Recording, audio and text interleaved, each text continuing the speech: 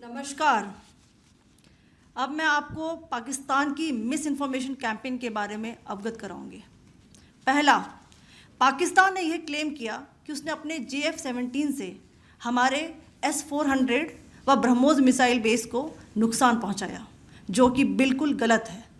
दूसरा, उसका यह भी मिस इन्फॉर्मेशन कैंपेन था कि हमारी एयरफील्ड्स जो कि सिरसा, जम्मू, पठानकोट, बठिंडा, नलिया और भुज में है, ये उसका मिस इन्फॉर्मेशन भी बहुत गलत है। तीसरा, पाकिस्तान के मिस इन्फॉर्मेशन कैंपेन के मुताबिक हमारे एम्यूनिशन डम्प्स जो चंडीगढ़ और बियास में है उसका डैमेज हुआ, यह भी बिल्कुल गलत है।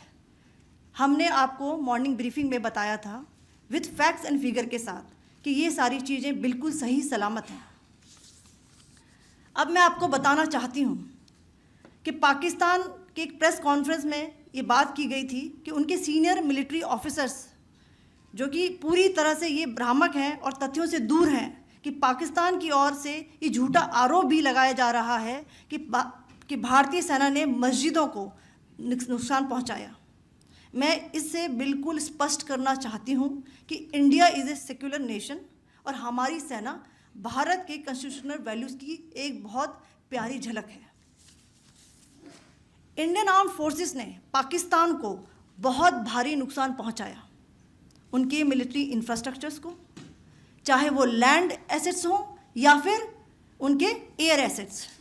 यही नहीं, इंडियन आर्म फोर्सेस ने पाकिस्तान की एयरफील्ड्स स्कर्दू, जकोबाबाद, सरगोदा और बुलारी को बहुत नुकसान पहुंचाया।